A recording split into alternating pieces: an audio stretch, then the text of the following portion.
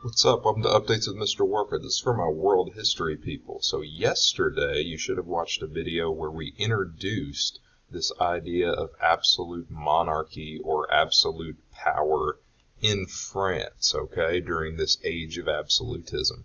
So this is part 2 of the video where we talk about the Palace of Versailles, how it was a symbol of royal power. We're going to talk about how France became a great place for art and education, and we're going to talk about the eventual downfall of the Kingdom of France because of some actions of Louis XIV.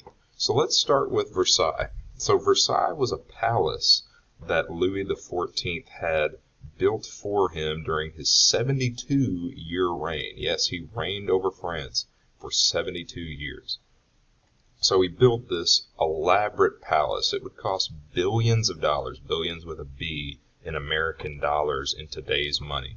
We're talking hundreds of cooks and groundskeepers. He let hundreds of the nobles live in the palace. This palace, the building itself of the palace, was about 500 yards long, and they built different apartments and buildings around the palace, and there were acres and acres of land attached to it. It was almost like its own small city. And this is why Louis XIV was really smart as an absolute monarch. He made it where if you wanted to get noticed, or if you wanted to be important or influential in French government, you had to be there. You had to be at Versailles. That was like the poppin' place, was the Palace of Versailles. So while he was weakening the power of the nobles and giving the power to himself, he was making the nobles completely dependent on him for anything. So if you want a good job working in the courts, if you want to have just anything happen in government, you had to go through Louis XIV, and you had to be at Versailles. So he had people clamoring to be by his side while simultaneously taking some of their power away. One thing that he did is he made sure that nobles that lived at Versailles didn't pay taxes. So that was another incentive. It's like, if I don't want to pay taxes, I'm going to live at Versailles and see if I can get the attention of Louis XIV. So here's a painting, a depiction of Versailles, and you can see how elaborate it is, how we've got the palace, how we've got some buildings outside of the palace. We've got different little fountains and all kinds of places where parties would happen. Here's a picture of all the people clamoring to hang out with Louis XIV, and it was like their joy to just get a moment to talk to him, or to even, he would have a thing called the Rising, where it was like a ceremony when he woke up each day, and you were considered lucky if you got to help him put on his slippers. That's how intense the appreciation for Louis XIV was. And here's an example of that, a photo of people reenacting this. So Louis XIV or one of his wives or mistresses, because he had multiple mistresses as well, nobles and their wives considered it an important thing to be there when they woke up, ready to be in their face, ready to talk to them. So while Versailles was this symbol of excess, but also a symbol of the power of Louis XIV, they also were patrons of the arts. So the king and his court supported what was called the Splendid century of arts.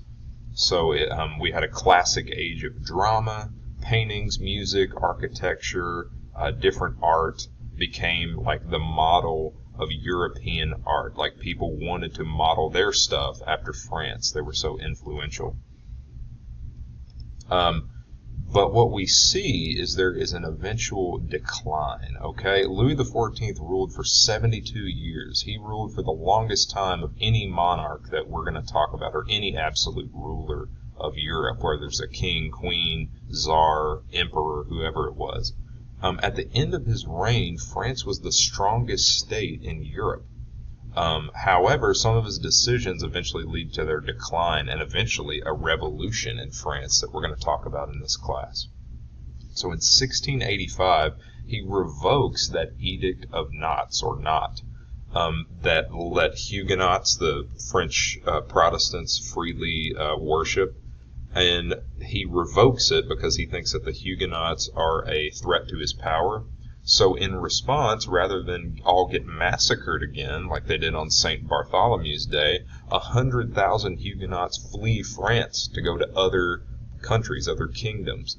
And it really weakens the French economy when you have 100,000 people just dip out. They're not buying goods, they're not farming, they're not making products or buying products. So the economy starts to go downhill. Also, France had poured tons of money into wars meant to expand their borders. They invaded the Netherlands. We had this thing called the War of Spanish Secession, that had multiple kingdoms or countries involved in it.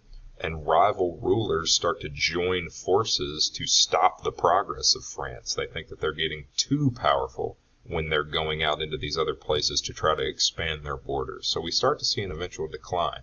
Not to mention how at Versailles, no expense was spared. They were having feasts almost every day, parties that Louis XIV had that the government was paying for, and all these other extravagant things, the art in the Palace of Versailles, so not to mention the money they were spending on that. So what were Louis XIV's successes and what were his failures? He strengthened royal power, so that was a success for him.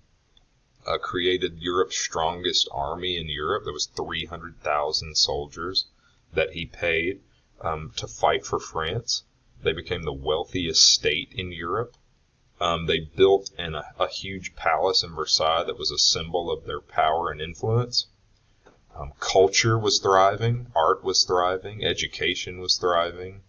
But what were his failures? A lot of costly wars, rival rulers of Europe and other absolute rulers of Europe that we're going to talk about joined forces to check their power and their ambitions in France. And he persecuted the Huguenots to a point that they fled France, which made their economy go downhill. So those were his successes and failures, and you need to know that for your Unit 4 exam. So that's France. In a few days, we're going to work on an assignment about Versailles, and then we're going to move on to England. Have a great day. See you.